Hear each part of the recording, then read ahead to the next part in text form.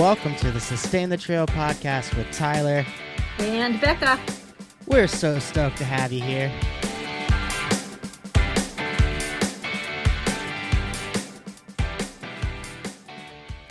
Welcome back, everybody. As always, I'm Tyler. And I'm Becca. And we've got a wonderful guest today. Clint, how you doing, buddy? I'm doing good. I don't know how wonderful I am, but, I'll try to meet out some expectations on this episode anyway. I'd say you're pretty wonderful, honestly. I would agree. He's a pretty awesome dude. Yeah. So we've had this in the works for a little bit over a month now. Actually, it kind of just happened organically, yeah, it's cool because you do a lot of things. Like you write, you live in a schoolie, you travel. I'll let you take the reins and just kind of. No, you pretty much nailed it. I'm a full-time writer. I live on the road with my yellow lab Penny. And we go from place to place all over the U.S. and hopefully Canada soon. Just getting into adventures and mishaps and everything else. I've got a YouTube channel that I'm running, and also I did a podcast for a little while, but everything else just kind of got busy and up in the air. I write articles for magazines. I also write content for travel and tourism for small towns. And I saw that you're working with North Park, Colorado, right? Are you doing Correct. that for other places as well? It comes and goes, so it depends on like the clients. But North Park right now is my primary anchor client, so they're almost like a patron. Yeah, what do you specifically do for them? You just make content for like tourism for them, or? Yeah, I write an article every week, like a 1,200 plus word article every week, and it's all SEO keyed and everything else with keywords. Yeah. And it's designed to draw traffic to their website, but I also do the social media for their what they're called as a lodging tax panel. And what it is Colorado requires counties throughout Colorado to have a lodging tax, and it pretty much enables small communities to have a marketing budget for travel and tourism and, kind of lean into that as far as the economy goes. A lot of these areas in Colorado, they've had to transition from different ways of making their bones, like a lot of, like North Park especially, used to be a lot of mining and forestry, ranching, agriculture, and a lot of that stuff is kind of like dying back. And so they're kind of leaning more into travel and tourism. They've got a lot of great stuff up there to draw people in, a lot of hiking and mountain biking and off-road, but it's just kind of blooming right now. They're still kind of in the old ways. And, the town itself it's pretty small. It's about 700 people. The whole community of North Park, which is Jackson County, it's synonymous with the area, is around 2,000 people at the max. And that's usually in the middle of summertime. A lot of people, a lot of snowbirds, a lot of people, millionaires, that kind of thing. They have hobby ranches that come in and then they live there for the summertime and hunting season, and then they take off. And it's kind of up to me and my resources to hopefully bring up a lot more revenue and business interest for them. Yeah, absolutely. Yeah. Very cool. So I do that. I've done some articles for other communities as well, but North Park is my main resource right now. So I'm hoping to branch out. So if anybody out there is listening and wants a writer and a hype man, hit me up. I mean, Clint is your man. Yeah. We recently launched a Substack for our podcast. And so if you ever have ideas that you can't really write anywhere else, you always have a home place to write with us. So that would be great. I appreciate that. Of course. I know I don't have time to do writing. Becca has some ideas on things she wants to write, but it'd be cool to do more things just outside of the podcast. That's kind of the whole goal of this, is to really grow a space to provide a lot of information for people. Sure. Yeah. Yeah, I think Clint knows I am also an aspiring writer, although many people will say you're just a writer if you write, right? You're not an aspiring Absolutely. writer. And Yeah. I've written an article or two here and there, but never really turned that into a career. So obviously, all the ins and outs of, and my big question actually for you, and you can answer Sure. this later, is how AI is really impacting your job. And it's killing me, to be honest. Yeah. I was wondering. Yeah. I'm not a big fan of AI, though I have used some degree of it, just, it is a tool, and that's the Yeah, thing. But what totally. I don't like is it's like a plagiarism machine for the most part. Exactly. I'm not a fan of that. It I steals your used to write a work lot of and content. Oh, yeah. And, mhm. I don't know how political people want to get with this whole thing, but I think the two are kind of intertwined, the use of the Yeah. outdoors and in-stage capitalism that we're facing. I But mean, you can be political. That's totally fine. I'm not against it. okay, Yeah. I don't good. think Becca is either necessarily. Yeah, I think we're all on the same page for that, as far as that's Probably concerned. so. Yeah. But I used to do a lot of content writing. I made, I don't know, I'd say some months I'd make an additional $2,000 a month. Sometimes more, sometimes less. I was Mhm. writing a lot of content for online businesses, and then when AI came through, that completely dried up. That was an Went entire away. revenue stream just gone. Wow. And I was one of, I think, 200 writers that was working for this content mill, and we Mhm. wrote all sorts of stuff. I mean, honestly, I wrote everything from high-end pocket knife content for like Yeah. online catalogs and magazines to I wrote for a company that sold sex dolls in China. That was really, that was so messed up. That was just terrible. I mean, that was like you need to kind of scrub your brain after you wrote some of that stuff. But I would write about 4 or 5 different I'd say anywhere between 500 and 1,200 word articles a day for those people some weeks. Wow. Like they would just say, we need listings for this and this and this. And the pocket knife one was great too. I know everything there is about Benchmade and everything else now at this point, just from Spider Co. research. But yeah. All that stuff just evaporated though after Yeah. AI came in. That's too And bad. I have a friend who's a content writer, and she just works for a company that companies go to just get content. And she right. said that her boss is just like, we don't want you to write. You need to use AI. Like, we don't care Right. about what you have to say. Just get it done. Let's use the AI, get it done. They were actually using us as like trainers to train the AI. Yes. And then we had to go through and clean up the AI garbage that it would create. It was like, why are we reinventing the wheel? Yeah. I'm not in the writing sector, but I'm in the website development space. Right. Both my day job. So you write, you just write with code instead of. Yes, but the problem still exists, and I do have to use AI on a regular basis. I have my own privately trained models that I basically train with the clients that I have. I take all of their resource material and put it in, and then I don't have to use AI in like a bad way. But I will say with the whole like vibe coding bullshit thing, like what's that? Yeah. I've never heard of that. I'm losing client opportunities left and right because like, oh, I can just go on this website and make my own website with AI, and it's like you could, but you're gonna suck at it. Right. Yeah, and it's gonna be garbage.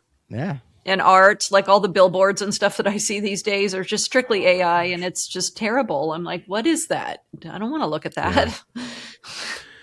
Yeah, for visual artists in this space right now, it's brutal. It is brutal. I mean, yeah. Ugh. And there's no room for creativity. There's no, because everything is based on this algorithm. It's like, well, if somebody looks at this space for longer than 0.4 seconds, and our cameras and everything is trained to pick up these little nuances, and it really goes in that direction. Even for like my YouTube channel, I figured, well, I will have it give me a list of tags and keywords and stuff like that to use in my description, because I figure an algorithm is going to write for an algorithm and it's going to know exactly what to pick. and I hate it. So I've actually gone through and kind of gutted a lot of the stuff that AI has put out there. And it's like, that's not the kind of eyes I want to see on my YouTube channel. I Yeah. want like people that want an authentic experience. And even if I get like 200 views on a video, it's not the 107,000 that I got for my first video that took off. Yeah. But the people that stick around, they comment, they say they love it, it speaks to them, and that's really more important to me than just views. Yeah. And you're Absolutely. And definitely clicks. authentic. I would agree that you Thank you. present a very authentic version of life for people to watch and I hope understand. And so. oh, yeah, I think you Yeah, do. thank you. I appreciate that.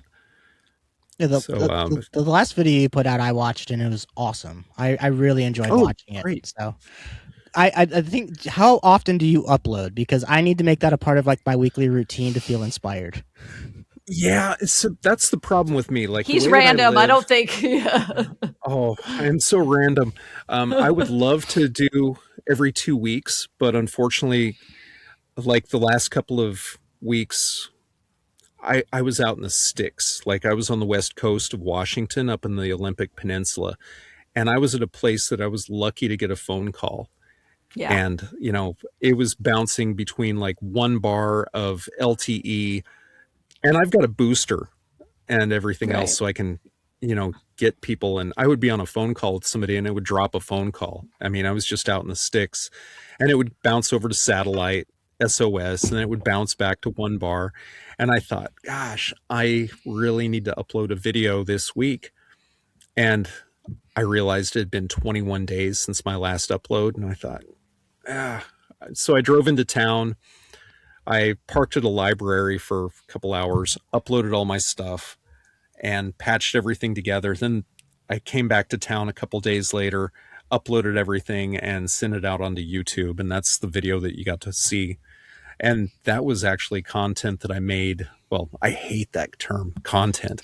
That was like footage that I got in fall of last year. Because last year, I think, Tyler, if I'm not mistaken, you watched the one where I was going east for fall. Is that the one that you saw Yeah, recently? yeah. Okay, so that was like your stomping grounds. A lot of that kind of stuff out there. Mhm. But yeah, that was from September through November, I think. No, September through October, because I was up in Salem around Halloween, Salem, Yeah. Very cool. Massachusetts. Ooh, Yeah, so yep. that'll be the next video if I sit down and patch everything together. And And put it together. Have yes, you thought that's about the thing. Starlink? I've thought about it.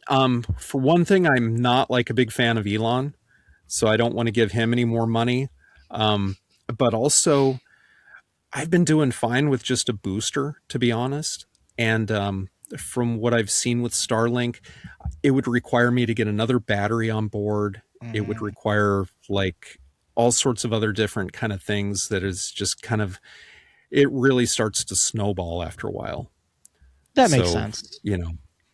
just the wattage, the weight, the space, everything, every inch on my bus is a commodity. It's, you have to account for every inch. And the other day I bought a new coffee mug and I've been trying to figure out like where to put it.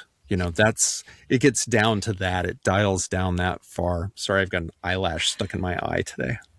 All good. So So anyway, I I feel like if you're like a digital nomad that has like a dedicated, like I need to have meetings every week or whatever, right. like Starlink might be Yes, usable, right? But if like you kind of get to decide how and when. I mean, obviously you have your sure. regular jobs, but a quick Oh email yeah. to send The an regular job article. though is nice.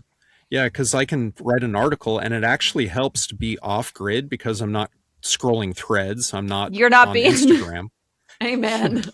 You're not being, Yeah. yeah, it's so terrible. The doom I'm not scrolling. getting squirreled by like all my social media and stuff. Yeah. So if I can park someplace, like I just dropped a new article for North Park. What was that, last night? Probably at about 10 o'clock last night. And it helped just to be off grid and sit down, put my butt in the chair, get the work done, and then have enough bandwidth to download photographs and things like that off of the cloud and put it out there. Otherwise, Yeah. I'd be like, you know, just doom scrolling, which Yep. is, I know, one of my addictions in life. I feel that, and I also can appreciate and also share that lived experience of being off grid and working. I spent my first 3 months that I spent in Germany. I lived in a van, Oh, and a yeah. lot of I times I think I didn't saw have. that on one of your other episodes. Yeah, yeah, and so I was often working from the van. Sometimes we get Right, lucky and find like a nice little coffee shop with internet. The internet part was very rare, but right. like going from that and now over the last 2 years sitting at my computer desk and working, where I have this giant like 40-inch monitor and my MacBook and an iPad right here in front of me and like all of these things, and I'm constantly inundated by phones going off, no emails. I Yeah. got my Apple Watch going off. Like I miss the work, like being off grid and being able to get work done and just sitting down and focusing and not The being Right. ability to like just shut it pulled off. away Yeah. from pings. Yeah. Absolutely. Oh, the pings, that's the worst. It's just that you feel this obligation to answer somebody's call or answer somebody's text or whatever like that. And I usually put my phone on silent and vibrate because sometimes the um, silence or the do not disturb doesn't work. And if I can't hear it vibrate because I'm 50, you just stop hearing sounds at some point. Yeah. Um, it lets me get more work done, which is a good thing. You know, Yeah.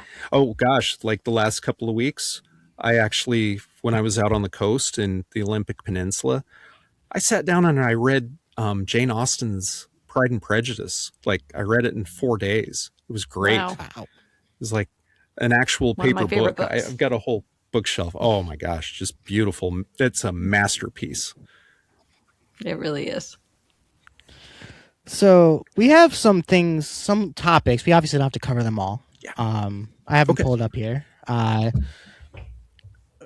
One of them is public land stewardship, and I think out of anybody, because you live on the road and you're often off grid in these really remote, beautiful places, what are your thoughts, opinions, and views on the realities of the public land abuse? Or maybe not so Um, beautiful, like quartzite. oh my gosh. Yeah. It's funny you mentioned quartzite. I mean, I don't want to run them down too much, but that was one of the first places. And I mean, I had a history with that too. My grandparents were snowbirds. So they would Mm, drive down to quartzite in their big, like 1968 Dodge motorhome, and they would yeah. be down there the whole winter time. You know, they made friends, they had a great community. And when I got down there, the vibe was so different. I mean, it's Right. just really run down. It's a cash grab. Like they have a place called the Big Market, but everybody there calls it the Big Markup because you know, like if you buy they, mouse traps, it's like $4 for a package of two 98-cent mouse traps. It's crazy, wow.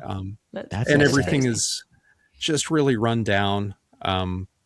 People aren't very friendly. You know, they want their snowbirds to show up, but they're not very friendly to people. There's definitely a very kind of a vibe of rubber tramps and leather tramps and that kind of thing, which, you know, those are good people on some level, but then there's a lot of people ripping others off. There's a lot of Yeah. vandalism. There's a lot of Yeah. safety When you feel issues like too. you move around a lot, it's less easy to find you. So Oh, it's definitely. easier for you to go, oh yeah, I'll just take that.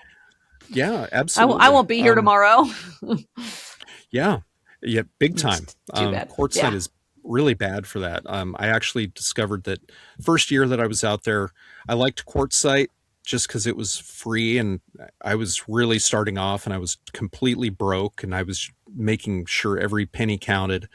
And Yeah. then I went up to Havasu City, and that was a lot better. But Lake Havasu City has dropped off, and that kind of plays into Tyler's question about all Yeah. of this. Yeah. The stewardship, it's like I think COVID really did a number on people. There were so many people living on the road because it was kind of the Increase loophole. of van life. Yeah. Yeah, totally. And a lot of people became homeless too because they lost their jobs. Yeah. They had health problems or whatever. And everybody, this influx of digital nomads and just regular nomads really dumped out on the roads.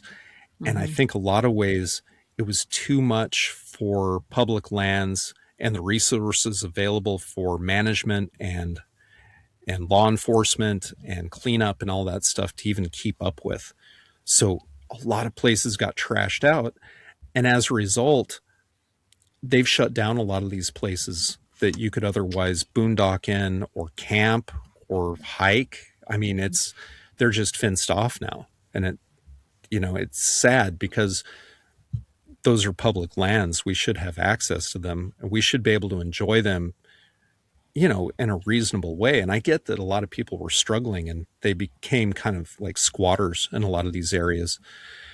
And the bummer is a lot of these people, they moved into an area and they kind of took over. And some people had a certain mindset of, if I trash it, nobody else can come into my territory. But when they did that kind of stuff, the damage that they did to those areas is going to take decades to reclaim and fix. Um, Absolutely. That's Like, too the bad. broken glass and metal and burned out junk, just it's Yeah. awful. It's I think everywhere. back then, my question would be a bit more, the answer would be a bit different. But how much impact do you feel more public education from the government or from these organizations that run our public lands would help the fact that a lot of these areas are being closed down? Because even after Yeah. COVID, there's still, like, you can go camping anywhere and there's still trash everywhere. You could walk down Oh, any yeah. trail anywhere and there's still trash on the side of the trail. We talked It about this on another episode. Like, how do it's you think? terrible. Well, I hope I'm addressing your question right here, but I think that leave no trace at its most is only going to be about 90 to 95%. I think no matter what we do, we're going to leave some impact, whether it's like um, treading on plants that reduce erosion. You break a trail or whatever, you're going to change the landscape. At the best, we're looking at probably 90 to 95% of that. It's Hmm. not going to be pristine. Um, but as far as like things getting trashed and all that, education would go a long way. But unfortunately, that's one of the things they're really cutting back on with the government right now. I Yeah. mean, I am working on an article. I hope to get back with the person. I've got a lead on a person that worked for the government for, I think they work for the Department of Agriculture. And part of what they did was they researched climate change. And they did this job for 30 years, I think it was. And then during this last administration, their job switched from researching climate change to going back through all the work that they did and redacting every mention of the word climate change throughout their work that they'd done for a lifetime.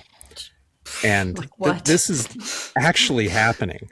Yeah. It's And, it's you know, Among scientists ugh, going missing and ending up dead, and that too.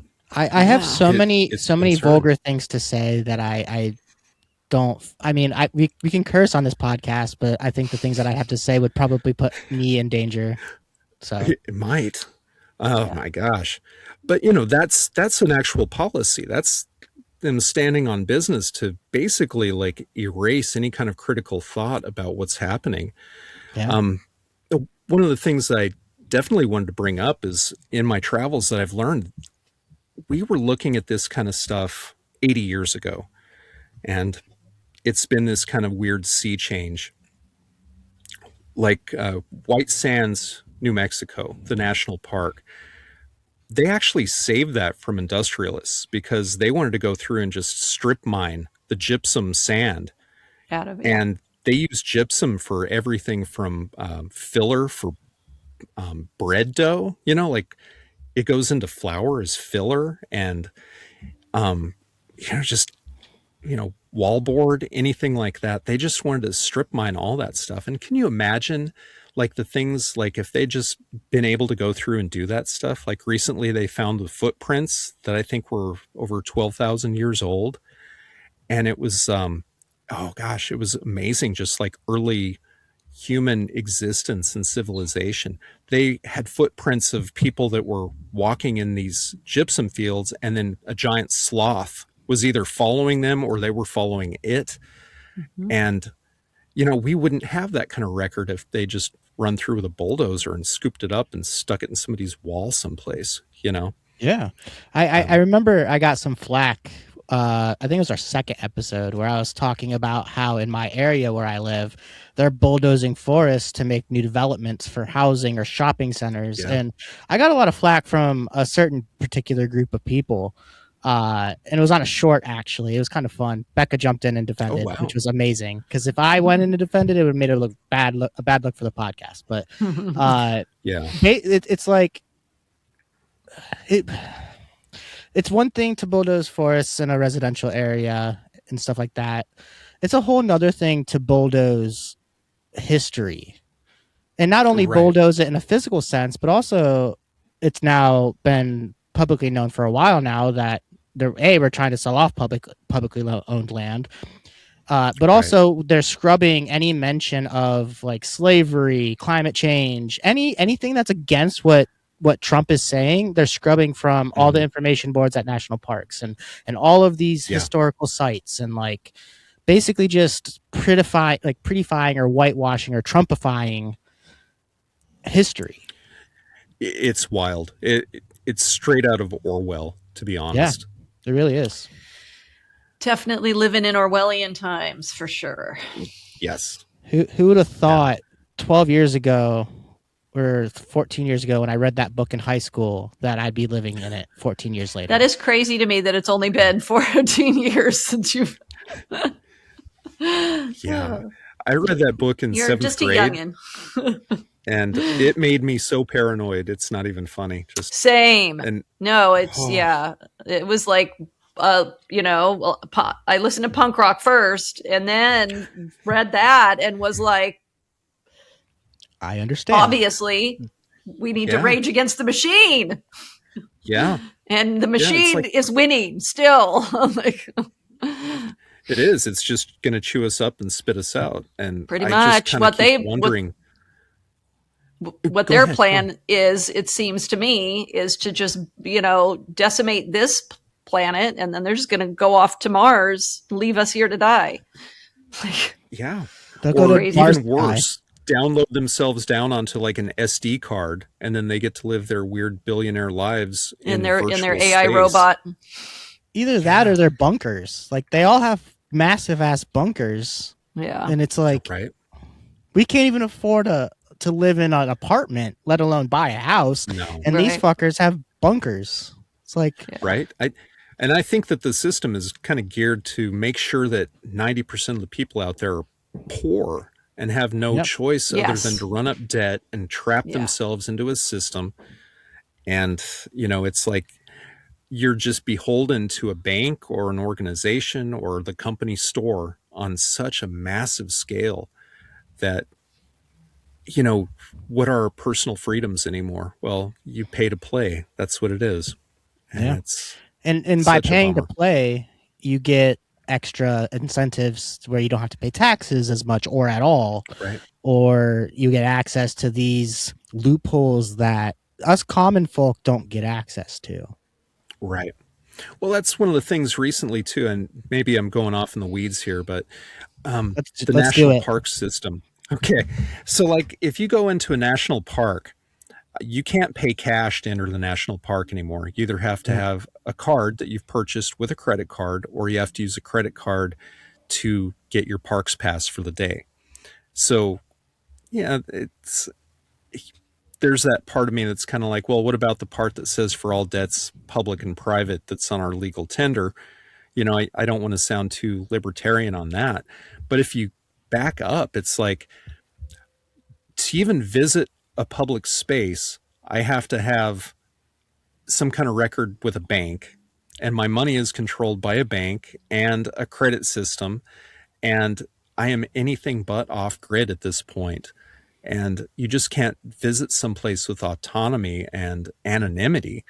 It's Mm-mm. like, no, you have to be plugged into the grid to see what is going on. I have nothing against the people that run, the rangers and the people that are at the parks, because I know a lot of those people, and they honestly, they have the best job in the world in their eyes. They can see it, you just see their face light up when it's like, oh, I get to live in a fire tower for 4 months, or, I get to talk about like bats, or I get to talk about, like, you know, grouses or things like that. They love it. Things that And they they love, love yeah. they love the space that they're working in.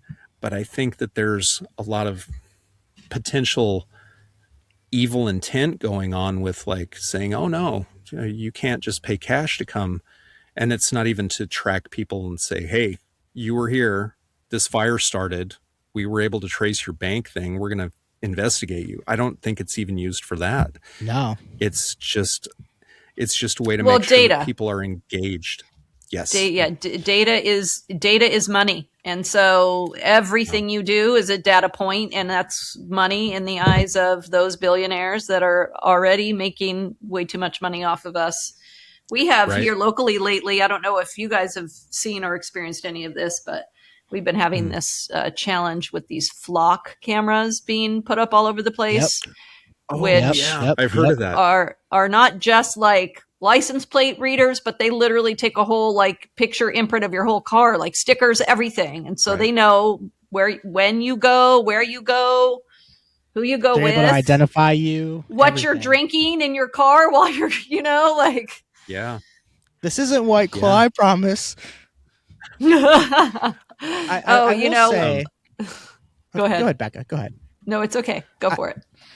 I would say though, like, I think I'm very fortunate in regards to where I live because I live 20 minutes from Cuyahoga Valley National Park, and it's Right. free entry. Nice. Oh, The, those are the best ones. Yeah. yeah, so I live 20 minutes from that, where I have a national park in my backyard, and then I'm also only like 4.5, 5 hours away from New River Gorge National Park, which is also free.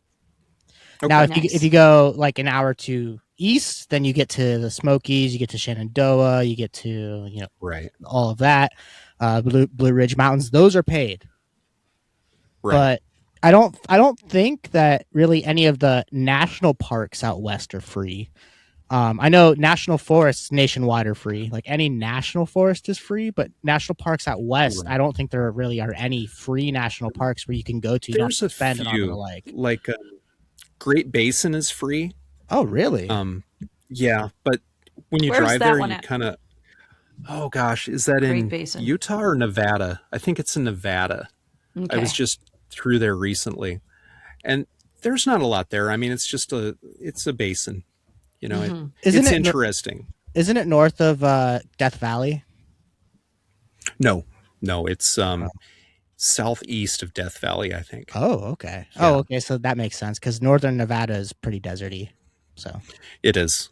Yeah, yeah, it's an interesting place though. I mean, basically, it's just in between two big mountain ranges, and everything's flat, and the wind blows through there at like 800 knots. So quite windy. it's definitely an experience. I mean, a lot of these places are protected just because I think a lot of people said we don't know exactly what we could do with it, but it should be protected. And I dig that because they kind of did that with White Sands, and look at the stuff that they found there. Um, Yeah. um, Another anecdotal thing about places like Carlsbad Caverns, which is my favorite national park I've visited so far. Just, oh, it's incredible.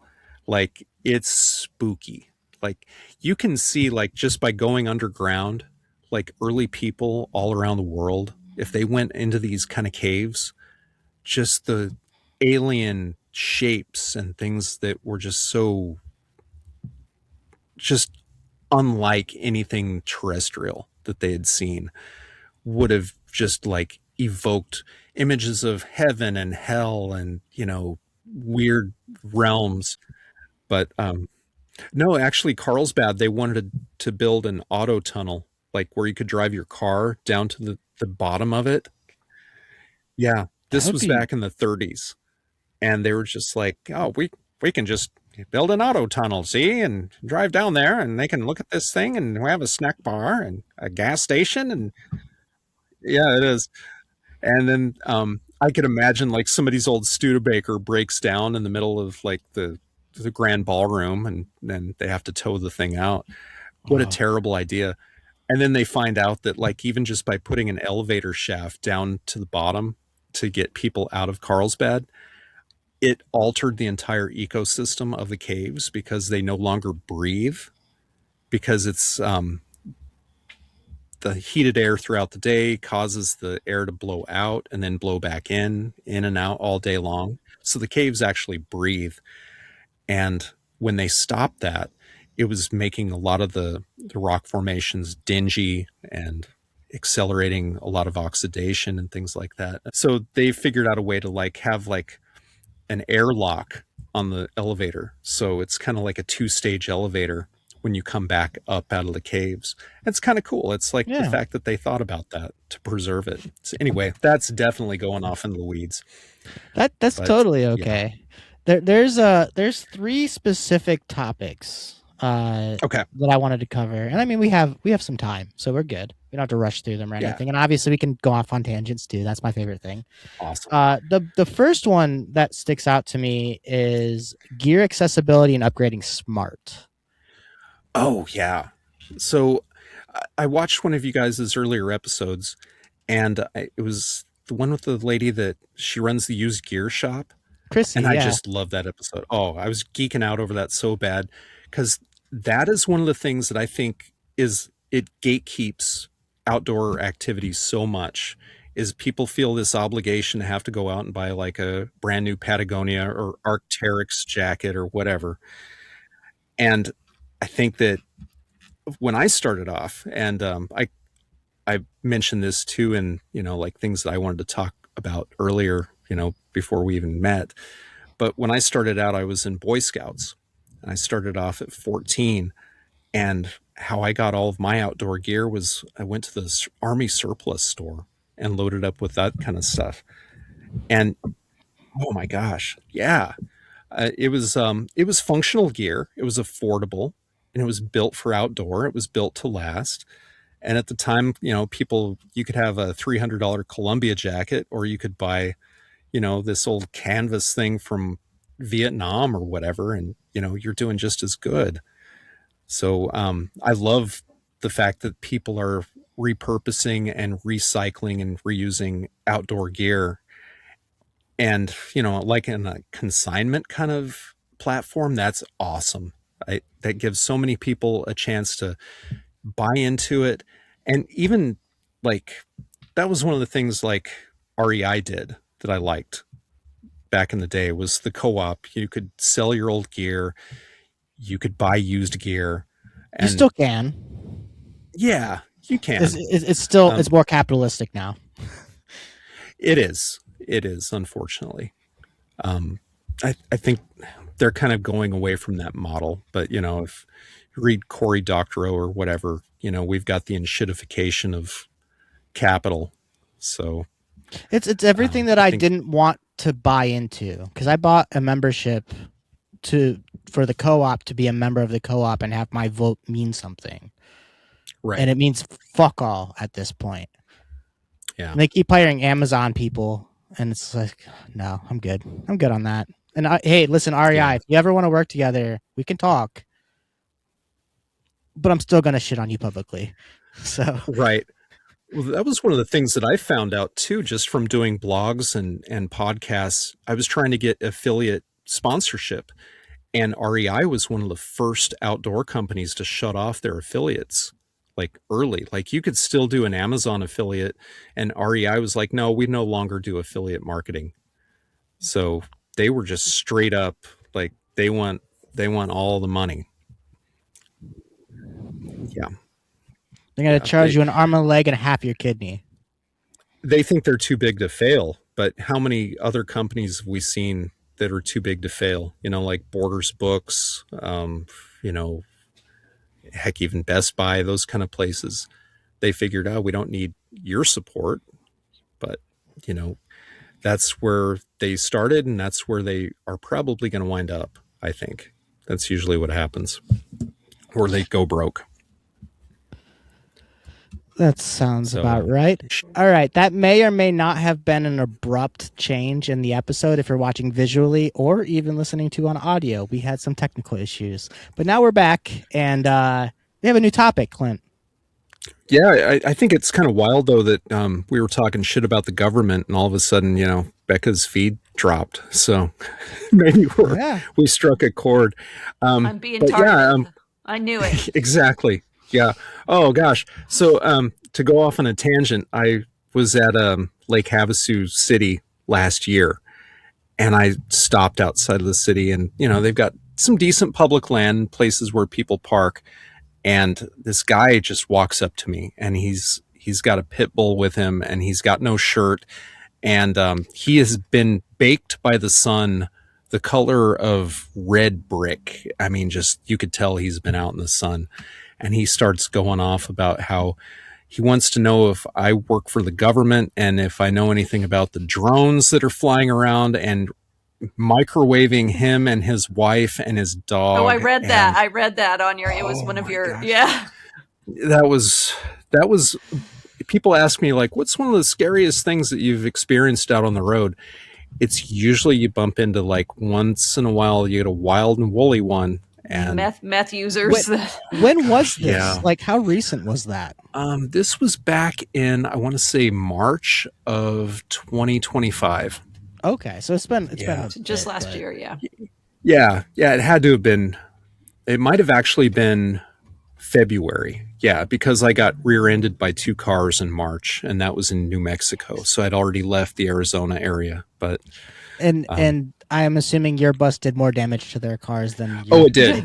Yeah, it bent my bumper and it totaled both cars. I was the only one that drove away. Yeah. So, Ouch. hey, my vote is for schoolies. If people want to One do of the a pros van life for a convention, yeah. definitely a pro. Like if Get us- I get had us- been hit in an RV, it would have been splinters. Totally. Those things are like paper. It's so crazy built how like they're built. Oh yeah, yeah, terrible. There's one topic that I think resonates with you a lot, and that is permission to disconnect. And we obviously Right. touched a little bit on that earlier in this episode, but I kind Right. of He's doing that right now in the Pacific Northwest. Yeah, exactly. I want to dive more into that and the importance of stepping away from the daily noise and reconnecting with nature. Absolutely. One of my personal philosophies about the whole thing is I think that we are hopelessly addicted to instant gratification. Okay. And I think 100%. social media, electronics, all that kind of stuff, they really play into that. And it's just part of our monkey brains and the dopamine pump and all that stuff. And we feel guilty when we disconnect from that kind of stuff. We're taught, no, you have to be connected, Right.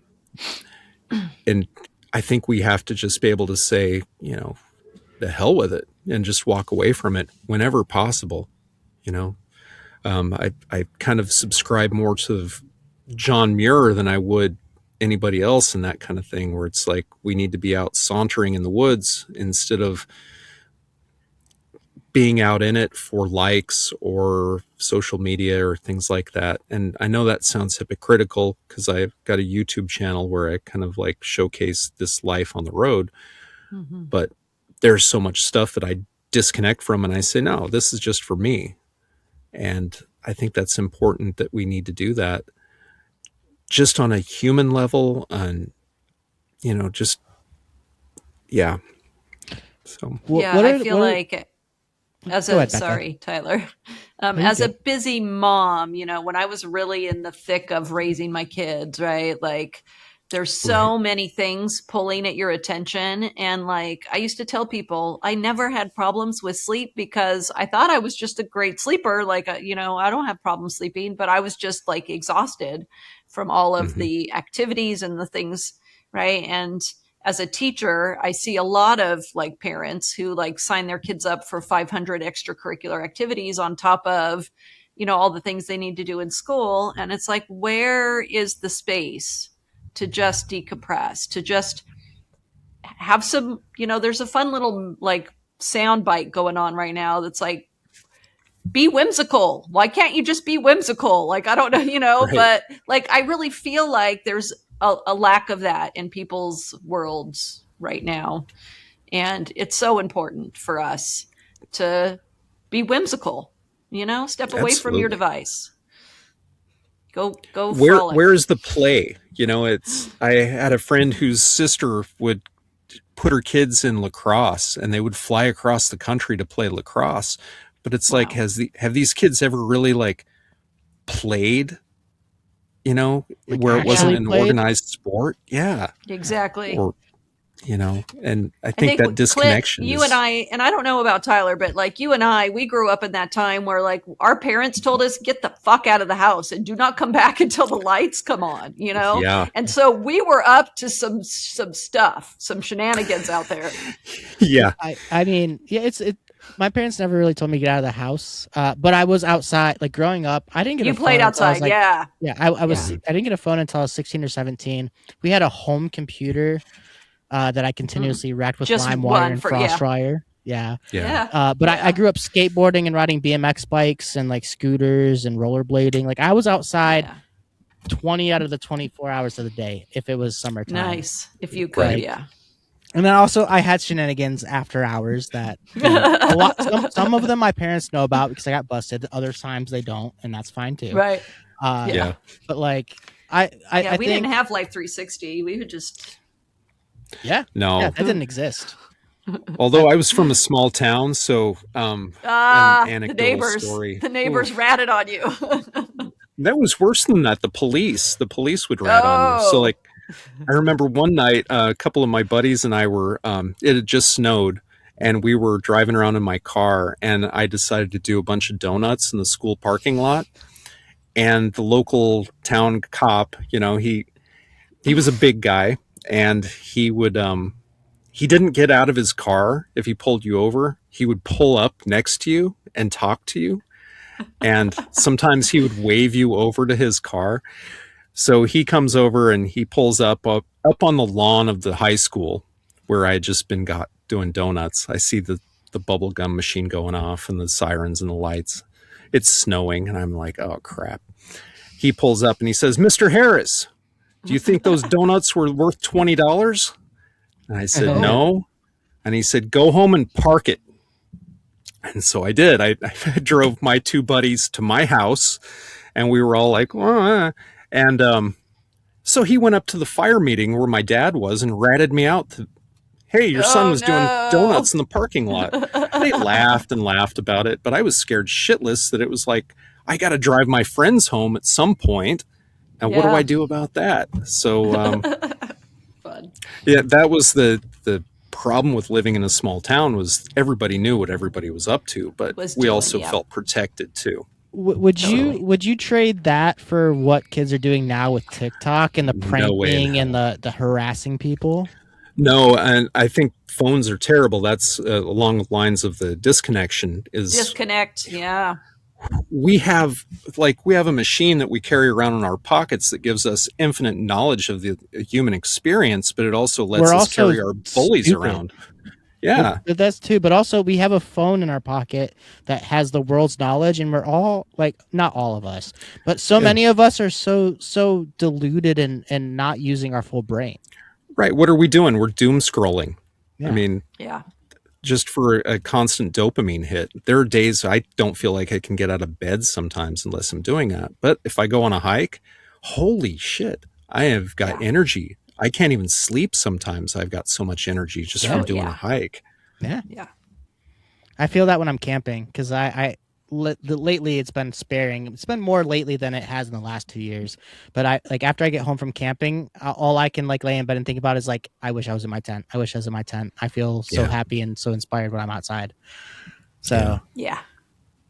Love Yeah. that. But I don't know. For me, the older I get, like I tried tent camping a couple of years ago, and I just don't have the body for it anymore. It just Oh beats the hell man. out of you. You just gotta I'm get a you gotta get an spoiled. inflatable bed, like one of I those had inflatable one. That's the mattresses. problem. Is I had an inflatable bed, and it still beat the hell out of me. Like, what was it, a sleeping pad or was it an actual like twin size Well, bed? it was not like the inflatable. It was like a sleeping pad, that you Okay. inflate and everything. I, But I promise you, you get an inflatable like twin size bed, oh you'll be man, fine. Air no, mattress, I yeah. slept on one of those for a year when I got divorced, so I'm not going back. Touche, touche, little touche. trauma. Oh my Trauma gosh, wrapped it Honestly, up in that. flashbacks of I have to go to court. I have to talk to the lawyer. No, but no, I get what you're saying. I think, but it does. Maybe it's just one of those things as you get older that you have to adjust how you do things. Like I'm no longer 17 years old anymore and hiking up the side of a mountain yep. and Yeah. sleeping out without a tent or anything like that. It's like I'm 50 years old. I like my comforts, and if I don't get some of them, I'm limping for a week. I Right. breathe weird. Yeah, I'm A little grumpy. 33. Yeah. I'm yeah, 33 with a former or a current. Well, it's not broken anymore, but I broke my hip, and I have to have some types of comforts now, even when I'm sure. tent camping. Yeah, Uh, that's just on a disability access level yeah. for you with that kind of Yes. thing. I mean, I think Totally. this actually goes perfect into the next topic that I want to talk about. I figured we'd talk about this sure. topic, we'd riff a little bit, and then we get into like the Wrap. outs. Yeah, But aging and outdoor recreation. right, Because while I am not the same age as you guys, we all seem to have different body things. And right. Mm-hmm. age is, just a number in most cases. But like I think the biggest thing I want to talk about is like I think a lot of people my age, we're getting older, so we're fearful of doing things. Yeah. And so, like, what are your thoughts on aging and outdoor recreation? And just give me the whole spread. Like, I want to hear all of it. So, first of all, I got to say that I have seen some of Becca's travels, and I'm in awe. Like, Angel's Landing, that might Incredible. have been above my pay grade at my age with my feet and problems like that. I'm just like, my hat is off to you with that kind No, of thank stuff. you. Yeah, Yeah, it was incredible. incredible, but it was a little crazy, a little scary, I bet. a Yeah. little bit of work. But yeah, Well, we that's the thing too, is it's a lot of work to like do something that was so easy 20 years ago. You have to exactly. stretch and work Yes, up to it. definitely. So yeah, so I mentioned I think at the last time when we talked about Angel's Landing, but like you know did the hike and it's kind of decent elevation gain, but stuff that I do all the time, but um, the anxiety wrapped around, the very thin margin at the last little top of it, definitely Right. added some, so my muscles were a lot more tensed up than typical, just trying to keep myself safe and being worried. Sure. And so the next day I was like, I'm good to just chill today. Let's do a little bit of driving, not wanting to do a bunch of more hiking. And I definitely needed like a day and a Yeah. nice, good bed and not a tent to sleep in, right? After that experience. Yeah. Maybe like some hot water to soak your feet in or something like Yes. that even. Yeah. Yes. Yeah. Yeah. Uh, I I, go ahead. oh, I was gonna say like after I broke my hip, and that was over 2.5 years ago. I've put on weight. I put on like 25 Yeah. pounds. And I also can identify with the fact that as you're getting older, things that you used to do might not be like you might not be as capable of doing, or you might be more fearful of doing, or you just flat out don't do them. The Right. hardest thing I've dealt with is like this was only 2.5 years ago. In my mind, I know I can still do it, Right. but then when I can't complete it, it's the most frustrating thing. Like, Absolutely. and I've gotten And that's better. the mental element. It's almost as bad It's as a the lot of it physical. is mental. Yeah. Yeah, Right. like when I went to Mexico, right? We went to the Yucatan Peninsula and saw all the cenotes and stuff. And like there was the one that we went to where you could jump from the top and it's like a 12-foot drop into the water. And I was like, oh, hell yeah, I'm doing that. And then Yeah. somebody else was like, oh, make sure that you cross your arms because you could break an arm and this and that. And I was like, Oh, no. could you imagine breaking your arm in Mexico? Like, I'm in a different country. Like, how do you even deal with that? So then I was like, oh, maybe I don't want to jump. I think I'll skip that. Travel insurance, girl. So, Travel insurance. Oh my right. gosh. But if I was 30 or 20 something, I would have been like, I don't care. I'll be fine. But now that I'm older, Right. I'm like, good point. Now that Thank you. your bones are made of popsicle sticks and yeah. Risk aversion dissipates very quickly after you cross a certain barrier, and that barrier is Yes. different for each person. I Yeah. think so, Like, yeah. For me, it was like 30s when I really started to like kind of question, the things that I was trying to do. Right. And obviously that envelope is different for each and every person. You have For everybody. 45-year-old And for every bike activity, riders. too. Yeah. Yeah. Yeah. And So the key is you have to just keep moving. I mean, that's one of the biggest things. Like my life on the road is very physical. Like I'm always fixing something. I'm always cleaning something. I'm always lifting, whatever. And if you let yourself slack, it's a lot harder to recover. And you just have to keep moving. It's Work the on law your of physics, cardio. right? A body in It motion is. stays in motion. Absolutely. Yeah. And if you don't use it, it'll atrophy. That's Yeah. one of the worst things that I've run into.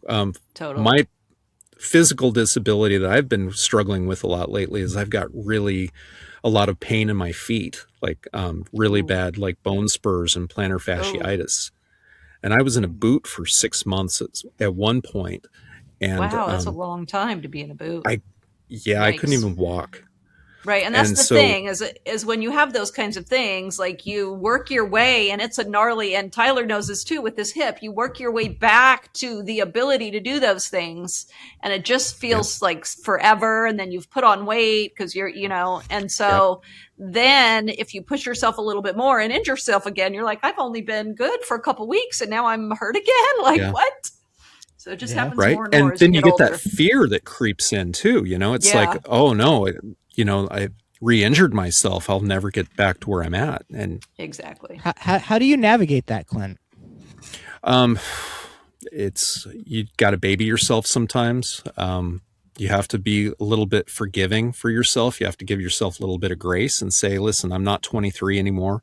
I'm not going to run up the side of a mountain. Like I don't know.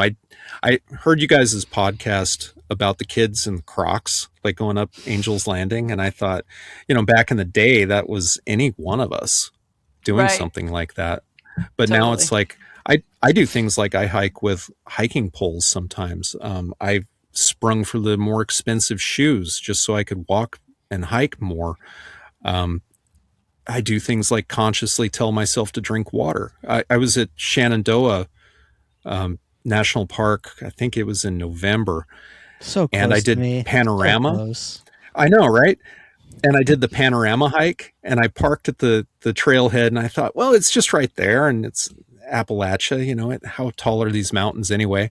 And so I think it was like around 7-mile hike, like there and back to the top and back. And I was wearing the wrong shoes. I had drunk an Americano. Like that was my hydration, was I had a 16-ounce Americano before I hiked up the thing. I got to the top. I was beat to hell. My feet started hurting again and I started freaking out. It's like I've injured myself because I've got the wrong shoes. I'm doing this so stupid.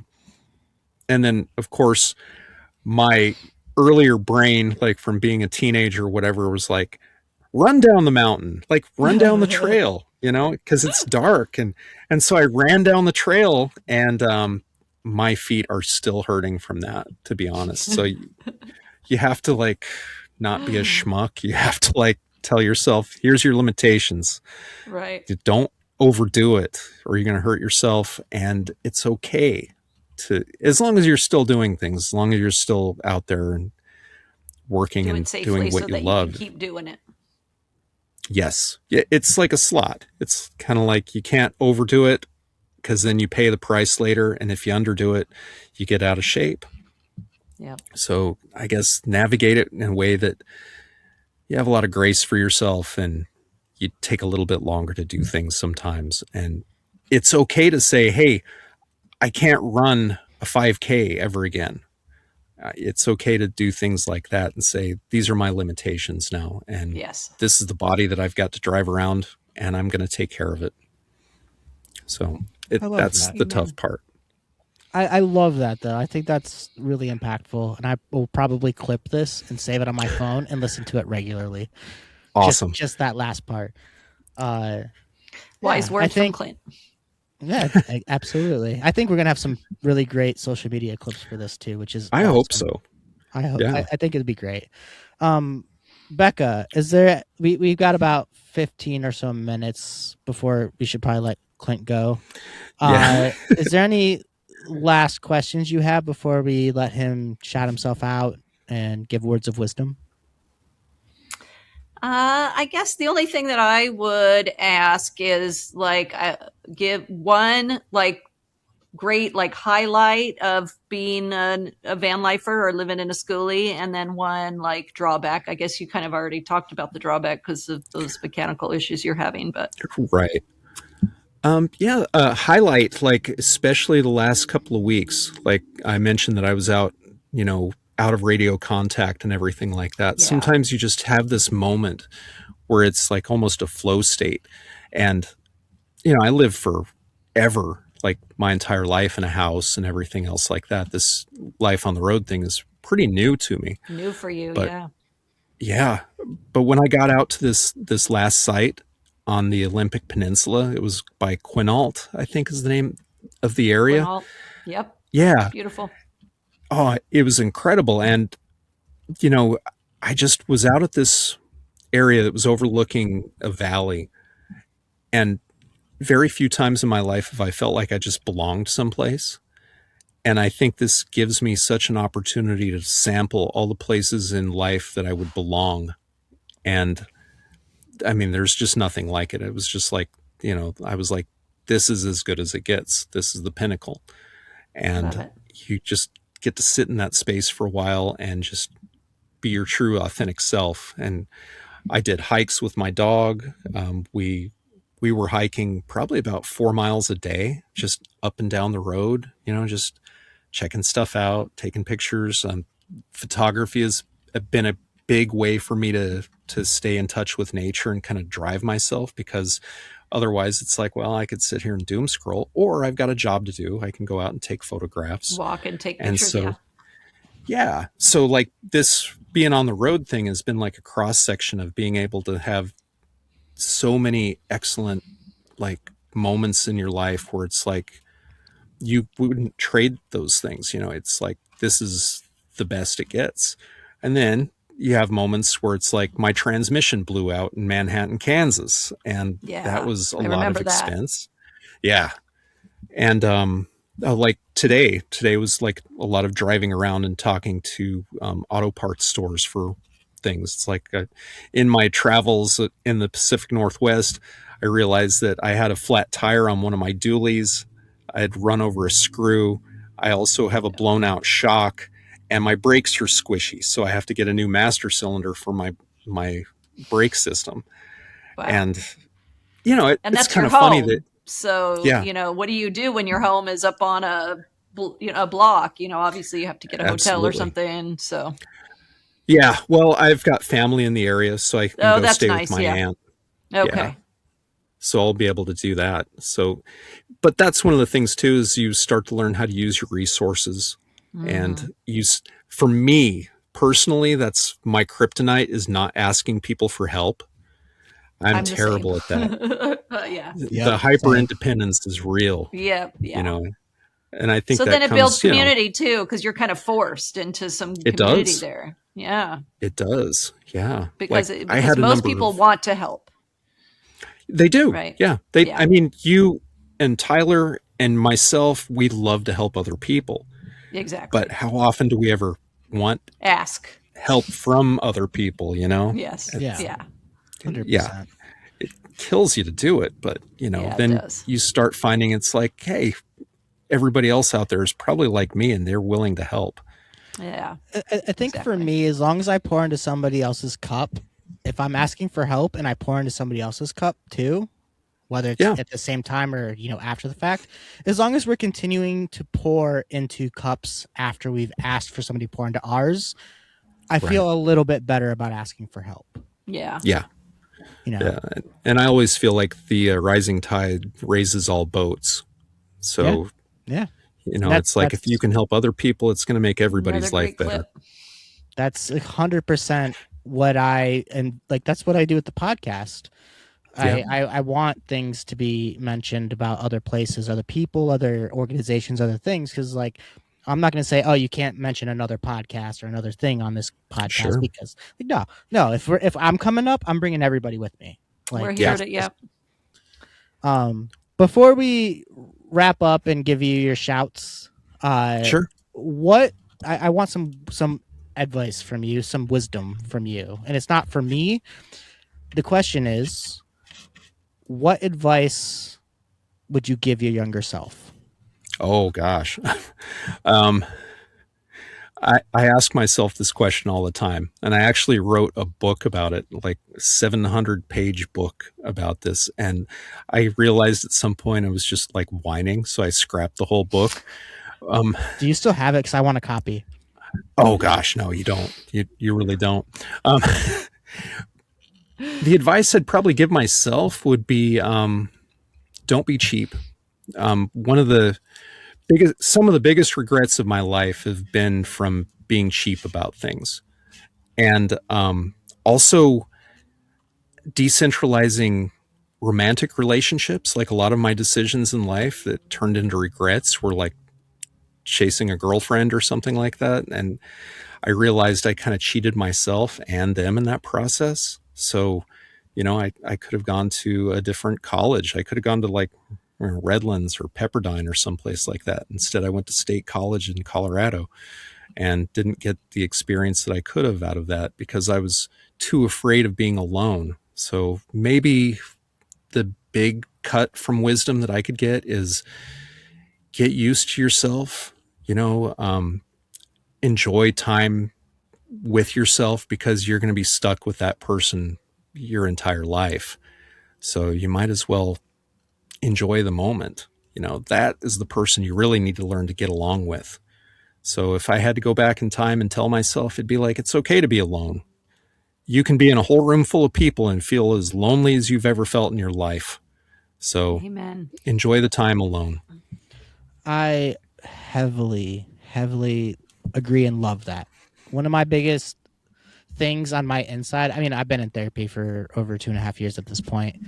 Yeah. One of the biggest things is I'm the only person that's obligated to live with myself.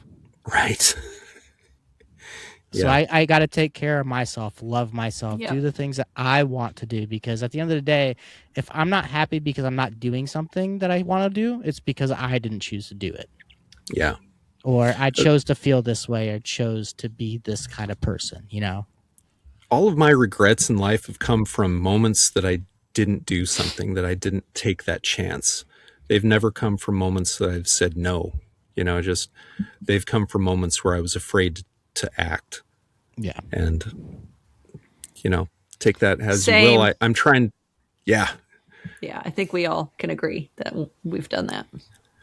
Yeah. It only took, 50 plus years to figure that out. Exactly. That's the bitch of the whole thing is it's just like, why couldn't I have figured this out at 33, Yep. Youth is wasted on the young, as they say. It is. It's not about the destination, though, so don't beat yourself up. Right. It is Some the people journey, will not the never. Some destination. people will never figure that. Exactly. Some people will never, ever, ever figure that out.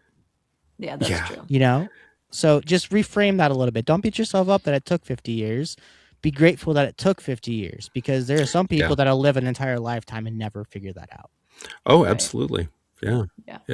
I'm related to a lot of those people. And then there are some people who don't get to live an entire lifetime. Right. Well, what they said in that movie, or the TV series, The Sandman, is everybody gets exactly a lifetime. It could be a couple days or it could be 100 years. You get one lifetime. Yeah. Lifetime isn't defined. Right. And that's kind of what I'm living on right now with my life is it's like I could die at 54 of a heart attack. I don't know this. Right. Totally. You know, so I'm going to enjoy my life. I'm going to enjoy what I've got, and I'm going to do it without as little regret as possible, I guess. Well, that's a perfect way to segue into us enjoying having you on the episode. This has been absolutely amazing. It has been a lot of fun. That's one of the things I love about being on the road is like talk about being alone. I get to connect with all sorts of awesome people, and I really appreciate this experience and this opportunity to get to hang out with you guys. So I'm sure this won't be the last time. Yes, better not back. be. It definitely won't be the last time. Awesome. Yeah, I'm be glad to be back. This is the moment that most people fear when it comes to being on the show because they don't like talking about themselves. And I'm not saying you're fearing it, but this is the time for you to let your light shine and shout out everywhere people can find you, where you want them to go. Anything. It could be anything.